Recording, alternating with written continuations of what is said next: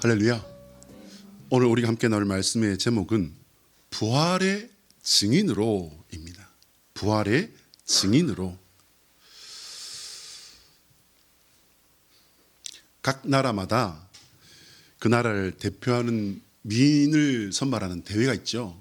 우리나라에는 미스 코리아, 요즘은 이제 미스 코리아 그 인기가 조금은 시들했습니다만은 한때 그 대단했잖아요. 그냥 보면서 나는 저 사람이 1등인 것 같아. 아니야. 저 사람은 코가 조금 못난 것 같아. 이 사람이 훨씬 더 이쁜 것 같아. 막 이러면서 각자가 그 진선미를 맞추느라고 여념이 없었지 않습니까?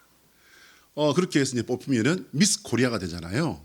자, 그러면은 미스 코리아, 우리나라에서 미스 코리아면은 일본에서는요 미스 재팬이겠죠. 죄송합니다. 근데 2024년도에 일본에서 이제 미스 재팬이 이제 선발이 되는데 거기서 뽑힌 아가씨가 세계적으로 화제가 됩니다. 왜였을까요? 왜냐하면요, 사진을 보시겠습니다. 짜잔, 미스 어디라고요? 재팬, 미스 일본. 미스 일본인데 딱 보기에 어디쯤 될 것 같으세요? 저주 어디 될 것 같죠? 일본은 아닐 것 같아. 그냥 딱 봐도, 그죠? 네. 미스 일본인데 아무리 봐도 미스 일본이라고 하기에는 조금 그런 것 같아요. 저 아가씨가 누구냐면요, 당시 나이 26세 아가씨인데 우크라이나인이었어요. 우크라이나 출신이라고 하는 게 맞죠. 이제 일본에서 모델 활동을 하다가 2022년도에 일본 국적을 이제 취득을 하게 됩니다. 그러니 어려서부터 저는 아주 어려서부터 일본에 자랐기 때문에 모습은 이렇지만은 저는 일본인이에요 말하기에도 뭔가 조금 부족해요. 왜요? 이제 일본인이 공식적으로 된 것도 몇 년 되지도 않았는데 미스 일본에 나온 거예요.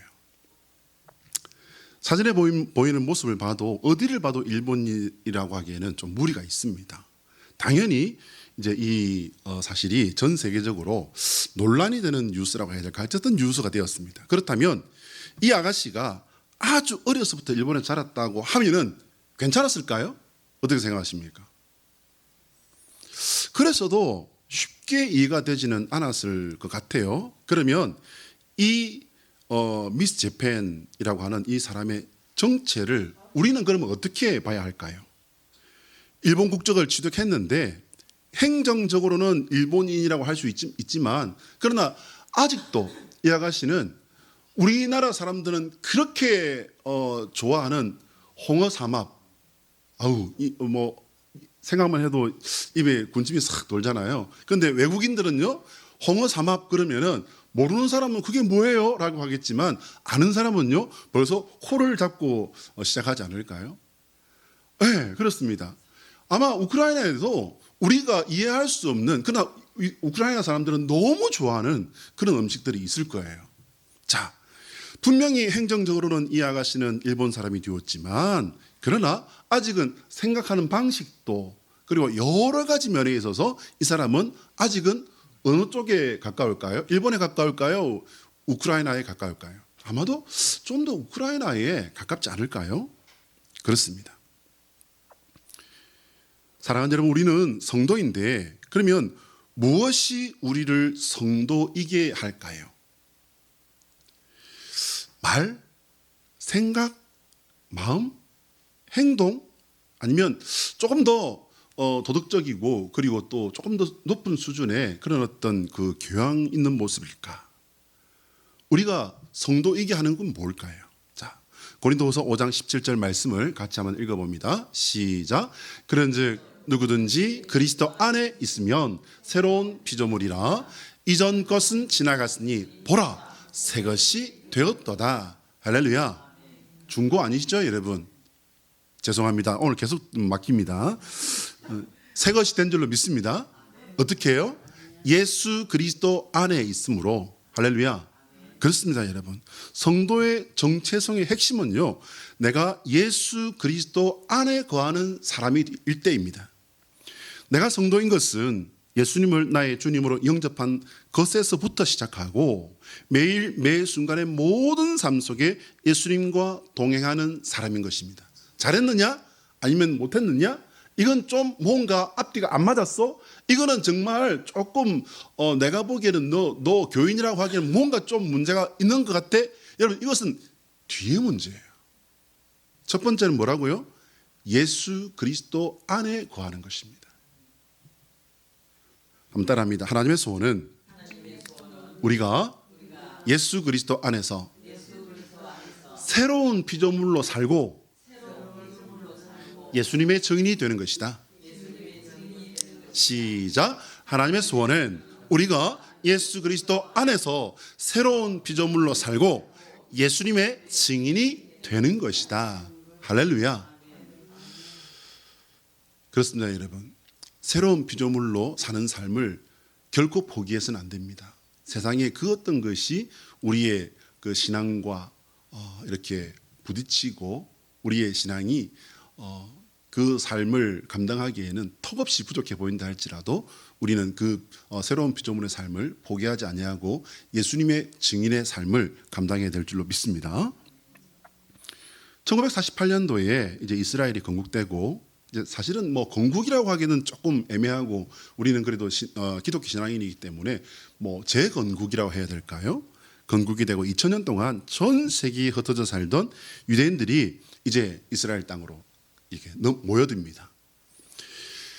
이때 놀라운 사실 하나가 발견이 돼요. 이게 뭐냐면요, 분명히 유대인이에요. 그러니까 쭉 올라가면 단 한 사람이 나오죠. 누굽니까? 아브라함이잖아요. 아브라함이라고 하는 한 그 시조에서부터 이렇게 나누었는데요. 비록 이제 2000년 동안 전 세계에 흩어져서 이렇게 살긴 했습니다만은 어떻게 바뀌었냐면요, 이렇게 바뀝니다. 여러분, 딱 사진으로 보시기에 저 사람들이 같은 종족, 같은 그 혈족으로 보이십니까? 호부 2000년인데 이게 뭐 태화됐다든지 뭐 그랬을 리는 없잖아요. 그죠? 주로 백인이었다고 합니다. 주로 백인이었는데 그중에는 황인도 있었고 흑인도 있었고 누르스름한 사람도 있었고 아주 새까만 사람도 있었고 아주 다양한 모습의 유대인들이 모였다고 합니다. 근데 여러분, 신학교 가면은 이 예수님 당시에 이제 유대인들의 그 인종적인 그 혈통적인 특징에 대해서도 배워요. 이게 어떻게 가르치냐면요, 눈동자는 짙은 검은색이라는 거예요. 검은색에 가깝다 이렇게 배웠습니다. 짙은 흑색 검은색이고 머리는요 아주 풍성하고 부러워요. 저는 풍성하다는데 부럽습니다. 그 풍성하고 그 굵은 곱슬머리라는 거예요. 아, 그렇구나. 근데 키는 별로 크지 않다고 합니다. 키는 별로 크지 않고 코가 아주 특징적이에요. 유대인의 특징하면은 코예요. 뭐냐면요, 메부리 코예요. 그리고 피부는 갈색입니다. 그러니까 전형적인 중동 사람의 그 피부 톤이라고 이렇게 저희는 배웠는데, 그런데 1948년도에 이제 이스라엘이 건국되면서 모여든 사람들 중에요 가장 많은 그 비중을 차지하는 사람들이 어떤 사람들이냐면 유럽계 백인이었다는 거예요. 자그마치 70%의 비율을 차지합니다. 모습은 다른데 이들은 자신이 의심할 여지 없이 유대인이라는 거예요. 왜? 사실 그 출애굽 당시에도요, 이스라엘은 12지파 외에 많은 잡족들이 함께 했습니다. 출애굽기 12장 38절에 기록되어 있는데요. 그러면 고대 유대인들과 전혀 다른 모습의 저들이 누구일까요, 여러분? 누구일까요? 자신들은 유대인이라고 하는데 우린 저들을 어떻게 봐야 되겠습니까? 의심할 여지 없이 유대인이라는 거예요. 유대인들은 2000년 동안 전 세계에 흩어져 살면서도 자신들의 정체성을 여호와 신앙과 이제 회당 중심의 여호와 신앙과 그리고 율법을 반드시 히브리어로 읽었대요. 지금 여러분 우리가 읽는 이 성경은 뭐를 읽죠? 똑똑해요. 예, 한글 맞습니다. 원래는 구약은 뭘로 돼 있죠? 히브리어. 제가 독일어나 그 라틴어도 첫 시간에 그냥 그 읽을 정도로 그래도 언어에 그렇게 많이 둔하지는 않는데 히브리어는요 아무리 읽어도 사람이 히불히불해지긴 하는데 히브리어를 잘 읽지 못하겠더라. 신학교 때는 읽었어요. 그런데 신학교 졸업과 동시에 다 반납하고 나왔습니다. 죄송합니다. 헬라어는 그래도 아직까지는 조금 읽어요. 그러니까 신약은 헬라어로 되어 있고요. 구약은 원래 히브리어로 이렇게 적혔지 않습니까? 그나마 그런데 예수님께서 쓰시던 말씀은요. 어떤 말이었습니까? 히브리어 쓰셨을까요? 아니에요, 여러분. 아람어라고 하는 그 말씀을 사용하셨습니다. 근데 어쨌든 간에 이 율법을 히브리어로 이렇게 읽는 것을 2000년 동안 반드시 지켜냈다는 거예요. 피부톤은 바뀝니다. 처음에는 분명히 중동 사람으로 이렇게 이스라엘에서부터 나가서 이렇게 디아스포라가 되었는데 그때부터 이제 어떻게 2000년 동안 살다 보니까 까만 사람이 좋아서 결혼했다 보니까 회색이 나오기도 하고요. 노란 사람이 좋아서 결혼을 했더니 뭐 누르스름한 사람이 나오기도 하고요. 어쨌든 그렇게 되다 보니까 흰색도 있고 까만색도 있고 회색도 있고 여러 가지 사람이 모인 거예요. 그러나요? 뭐가 같았다고요? 하나님을 믿는 그 율법을 중심으로 해서 신앙과 언어가 통일되어 있었던 거예요. 그래서 이들은 2000년 동안 그들의 정체성을 잃지 않을 수 있다라는 것입니다. 그래서 저도 우리 큰아이가 미국에 가서 이제 살겠다고 했을 때에 두 번째 처음 갔다가 이제 코로나 때문에 들어왔다가 이제 그래도 국내에 살겠구나라고 해서 정말 마음을 좀 놓았는데 두 번째 아빠 저는 미국 가서 성부를 걸어야 되겠습니다 라고 할 때 진짜 가슴이 철커덕했어요. 내려앉았어요. 근데 그 자리에서 하나님께서 감동 주신 것은 뭐냐면 잡는다고 될 게 아니다. 이 아이는 보내주어라 라는 그런 강한 감동을 주시더라고요. 그래서 제가 몇 가지 약속을 받아냈어요. 그래 네 인생이기 때문에 어떻게 하겠니? 아빠가 반대한다고 해서 안 갈 것도 아니잖아. 그러니까는 고개를 푹 숙여요. 그래서 그러면 아빠랑 약속을 하자. 반드시 신앙생활을 해라. 우리는 예수님 떠나면은 옛날 그 저주받은 내림으로 다시 돌아간다. 너 그거 알지? 예. 반드시 신앙생활 해라. 약속할 수 있겠냐? 예. 그리고 그 신앙을 네 아이들에게도 반드시 대물림해라. 약속할 수 있겠냐? 예. 그리고 두 번째가 뭐였냐면 그 아이들에게 네가 한국인이라는 사실을 어릴 때부터 심어줘라. 네가 초계채씨 몇 대손이다까지 내 뿌리가 어디에 있다 이거를 언제 와서 볼지 모르겠지만 알려줘라. 할 수 있겠냐? 예. 마지막 한 가지. 반드시 아이들에게 한국어를 가르쳐라. 그리고 집에서는 한국어를 쓰도록 해라. 약속할 수 있겠냐? 예.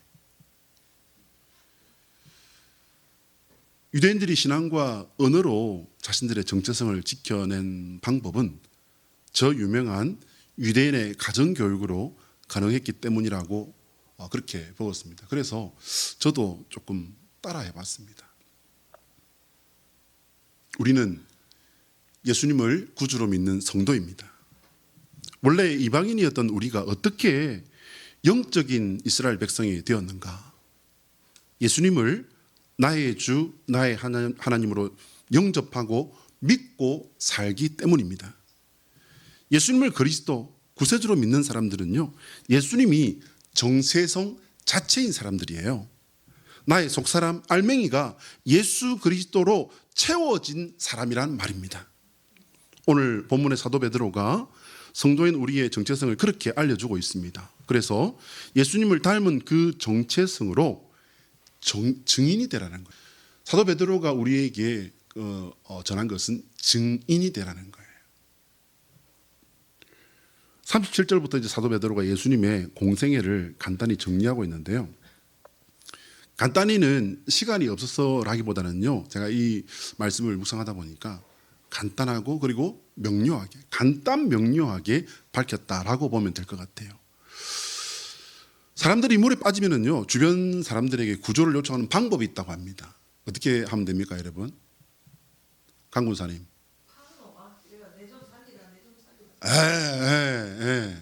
그게 이제 일반적으로 아는 방법이잖아요. 그렇게 하면 사람들은 물론 아주 그 의로운 마음을 가진 사람은 그냥 바로 뛰어들어서 구하는 사람도 있겠지만 대부분은 그냥 지켜보고 있대요. 지켜보고 있답니다. 그래서 어떻게 하느냐면요. 사람 살려주세요. 나 빠졌어요. 살려주세요. 이렇게 하는 게 아니라 이렇게 말한다고 합니다. 거기 눈 큰 아줌마, 빨간 티 입고 눈 큰 아줌마, 저 좀 살려주세요. 아줌마 안 되시면 밧줄이라도 저 좀 도와주세요. 119 연락 좀 해주세요. 그렇게 말을 해야 된대요. 그러니까 정확하게 대상을 정해서 딱 집어서 이야기를 해야 된답니다. 그렇게 할 때에 여러분 이게 제 말이 아니라 안전교육이나 이런 데 가면은 거기서 저 배운 거예요. 저도 사실은.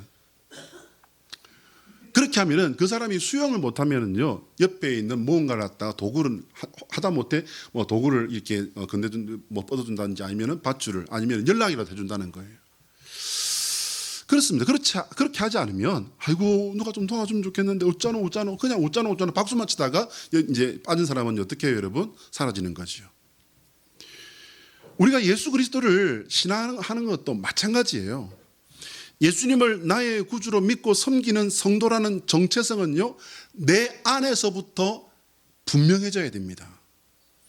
날로 새롭도다. 여기에는요 우리가 내 안에 있는 예수님을 나의 구주로 나의 왕으로 섬겨 사는 이 생각 이 마음이 날로 새롭도다. 이 말씀은 날로 분명해지도다 라고 우리가 마음에 새기는 것이 필요한 줄로 믿습니다. 내가 예수님을 그리스도로 믿는 성도라면 예수님께서 살았던 삶을 따라 살아야 합니다. 그러기 위해서는요 내 마음에 내 생각에 우리의 신앙에 모든 그 마음과 생각이 분명해져야 된다는 거예요. 이 말을 조금 더 세상적으로 표현하면 나의 입장을 분명히 해야 된다는 겁니다. 입장이 분명해야 믿음과 삶의 방향도 분명해지기 때문입니다. 교회의 한 발, 세상의 한 발 이렇게 살아서는요 안 돼요. 오늘 본문의 베드로의 증언 속에 예수님께서 12명의 그 소수 인원을 제자로 택하신 것이 나옵니다. 이제 그렇게 택하시고 십자가와 부활의 증인으로 삼으신 이유도요 여러분 복음을 명확하게 전하려 하신 것입니다. 분명한 가르침과 체험을 통해서 복음을 분명하게 말하고 그래서 그 다음으로 전하는 것도 정확하게 전하라는 것이에요. 여러분 저희 때는 제가 초등학교 다닐 때는 저희 집사람과 제가 서로 큰 도시에서 살았다 이러면서 이제 딱 제시하는 게 뭐냐면요. 우리는 초등학교 때 몇 명이었어. 그때야 뭐 다 콩나물 씹으니까 한 반에 75번씩 막 이렇게 되고도 뭐 한 너댓 반씩 하고도 5반이 있었잖아요. 이제 그런데 그때 이제 교육을 받았던 그 교육과 지금 초등학교 아이들 한 반에 몇 명인지 혹시 아십니까? 역시 교육에 종사하시는 우리 집사님이라서 몇 명이라고요? 24명. 24명은 그래도 조금 많은 것 같아. 20명이 안 되는 반도 있다고 그렇게 들었거든요.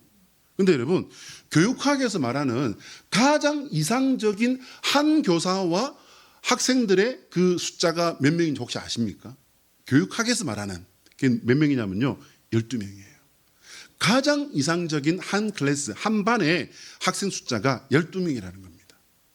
자, 그러면 여러분 예수님께서 당신의 제자로 불러서 세우신 사람이 몇 명이라고요? 몇 명이라고요? 12명. 그렇습니다, 여러분. 예수님께서 어떻게 아시고 12명을 불러서 세우셨을까? 물론 여기에는 여러 가지 학자들의 그 설명도 있습니다만은 그러나 가장 우리가 마음에 담아야 될 것은 예수님께서는 하나님이시기 때문입니다. 가장 좋은 것, 가장 정확하게 아시는 하나님이시기 때문에 하나님께서는 가장 완전한 제자의 수를 세우신 줄로 믿습니다. 그래서 예수님께서는 당신의 그 가르침과 그 십자가를 향한 고난과 심지어 당신의 그 고민까지도 주님의 백성들 중에 증언되게 하고 전해지길 원하셨던 것이 바로 이 12제자를 통한 것이었다는 것입니다. 십자가에 죽으신 것으로 여러분 생색내시를 했던 게 아니에요. 십자가와 부활이 얼마나 무거운 것이었는지 알려주신 것입니다. 그렇게 하심으로 우리를 향한 하나님의 무한한 사랑을 깨닫게 하려 하신 것입니다.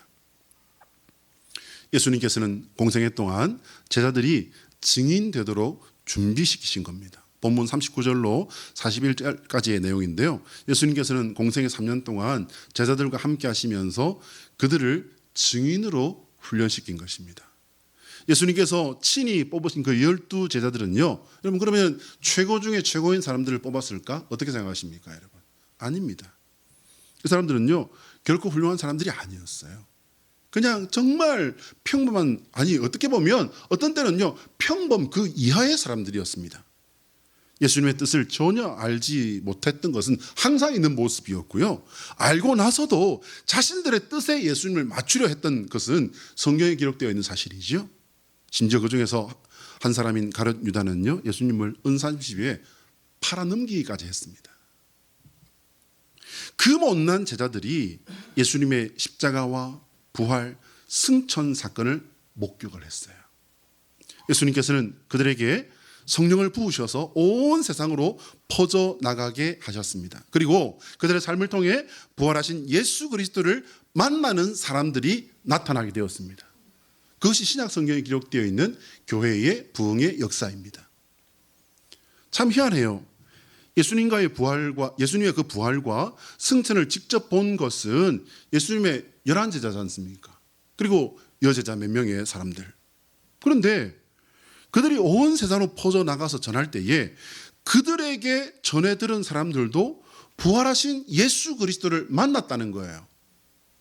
여러분 만나셨습니까? 예. 여러분 그러면 우리가 예수님과 우리는 물리적인 시간에 얼마나 떨어져 있죠? 2000년이에요. 시간상으로는요. 지금 여기서 이스라엘까지 비행기 타고 가면요. 그냥 빠르게 가도 14시간은 좋게 걸리지 않습니까? 그러면 우리가 예수님과 그런 물리적인 시간과 거리가 떨어져 있는데, 그런데 그 예수님을 우리가 어떻게 만났다고요? 부활하신 예수님으로 만났다고요. 그 복음의 역사가 2000년입니다, 여러분. 2000년을 흘러서 오늘 나도 부활하신 그 예수님을 만나서 주님으로 영접하고 고백하는 성도가 된 것입니다. 우리가 예수님을 만난 그 사건이 아니었다면 지금 이 피곤한 시간에 나와서 씻고 옷 차려입고 나와서 예배 드린다고 이렇게 할 필요가 있었을까요? 아마 그 부활하신 예수님이 아니었다면 저도 지금쯤은 전혀 다른 일을 하고 있었을 것 같아요. 여러분 만약에 지금 내가 이 자리에 예배가 존재하지 않는 세상에 내가 살고 있다면 나는 지금 뭘 하고 있을까? 여러분 조금 재미난 생각 아니겠습니까? 그러나 여러분 최고의 엔지니어로서 세계를 누비고 싶었던 그 꿈을 가지고 있던 청년이 목사가 되어서 수십 년째 교회에서 목사로 사역을 하고, 그리고 여러분 각자의 꿈과 계획이 있었음에도 불구하고 그 꿈이 막힐 때에, 그 계획이 막힐 때에 그 모든 것들을 순종하고, 그리고 주일이면 다시 주님 앞에 나와서 예배하는 여러분의 모습은 무엇으로부터 그 이유가 시작되었습니까? 한번 따라할까요? 예수 그리스도의 십자가와 부활은 나도 전해야 할 하나님의 역사이다. 시작. 예수 그리스도의 십자가와 부활은 나도 전해야 할 하나님의 역사이다. 할렐루야. 사랑하는 여러분, 우리는 하나님의 역사 안에 살고 있습니다. 하나님의 역사 안에 살지 않는 사람은 존재하지 않습니다. 믿고 안 믿고를 불문하고 모든 사람은 하나님의 역사 안에 살고 있습니다. 예수 그리스도를 믿는 성도는요, 증인의 사명을 가지고 있는 사람들이에요. 선교 대명령이라고 해서 마태, 마가, 누가, 요한에 각각 다 예수님께서 마지막 명령으로 우리에게 주신 명령이 무엇입니까, 여러분? 선교하라는 거예요. 복음 전하라는 것입니다. 가서 제자 삼으라는 거예요. 내가 너에게 가르쳐 지키게 한 모든 것들을 저들로 가르쳐 지키게 하라는 것입니다. 그때에 니들만 거기서 잘해보거라 라고 말씀하셨나요? 아니요. 내가 너희와 끝까지 함께 하리라. 그러면 나는 무엇을 어떻게 전해야 할까요? 여러분, 염려하지 마시기 바랍니다. 내 삶에 역사하신 주님을 전하시면 됩니다. 사람들은 이 부분은 그래도 조금씩은 하는 것 같아요. 하나님께서 나를 어떻게 만나 주셨고 내가 신앙생활을 하면서 이런 어떤 좋은 점들은 참 이게 깨달은 것 같다, 느낀 것 같다, 혹은 또 누린 것 같다. 심지어는 어떤 분들은요 병고침을 받은 사람들도 있었고 또 그리고 수십 년 동안 이루어지지 않던 그 일들이 갑자기 어떤 계기를 통해서 제의를 받고 그대로 했을 때에 그 일이 놀랍게 의학적으로는 이미 끝나버린 상황이었는데 그런 어떤 놀라운 일들이 이루어진 것들을 통해서 하나님의 만지심을 체험한 그런 사람들도 있고, 여러분 그런 일들은 어떻게 해야 됩니까? 내 마음 깊은 곳에 묻어둬야 될까요? 묻어둬야 되는 사람도 있고 묻어둬야 될 때도 있어요. 그러나 그것을 끌어올려서 조심스럽게 내가 주인공이 아니라 하나님의 주인공이 된 그 히스토리로 그것을 증언해야 합니다. 그리고 세상에 차고 넘치는 악을 보고 더욱더 예수님을 확실하게 믿고 섬겨 살아가시는 저와 여러분 되시기를 예수 그리스도의 이름으로 축복합니다. 마지막 세 번째요. 성경에 기록되어 있는 말씀을 읽어야 합니다. 여러분 우리는 크리스천입니다. 기독교인입니다. 말씀이 육신이 되어 오신 예수님을 믿는 사람들입니다. 그렇다면 그 육신이 원래이셨던 그 로고스, 그 말씀을 우리가 가까이 하고 읽고 묵상하고 할 수만 있는 대로 외우고 그리고 묵상해야 합니다. 믿고 그리고 그 말씀을 전해야 되는 것입니다. 여러분 안 믿던데요? 아무리 말해도 안 믿던데 조롱하던데요? 맞아요. 제 친구도 그래요. 안상홍 정인에 빠진 제 친구도 야 이놈아 자식아, 친구들이 목사가 둘이가 셋이가 붙어가지고서 야 이놈아 제발 거기 그만하고 뭐 쓸데없는 소리 하지 마라 그러길래 성경이라도 좀 읽어라. 그러니까 뭐라고 했을까요? 성경을 말라 읽는데. 안상홍 정인에서 신앙생활 열심히 한다는 제 친구가 한 말입니다. 어릴 때부터 친구라서 왼수 같은 놈이지만 친구예요. 그럼에도 불구하고 여러분 우리가 전해야 돼요? 안 전해야 돼요? 전해야 됩니다. 듣든지 아니 듣든지. 왜요? 그 다음은 하나님께서 하시는 겁니다. 우리는 전하면 됩니다. 하나님께서 그 다음으로 하실 것이기 때문에 하나님의 영역은 하나님께 맡겨드리고 우리는 전하는 일에 입을 다물지 말고 내 입을 열어서 하나님께서 내게 하신 일들을 전하고 증거하시는 증인 되시기를 예수 그리스도의 이름으로 축복합니다. 기도하겠습니다.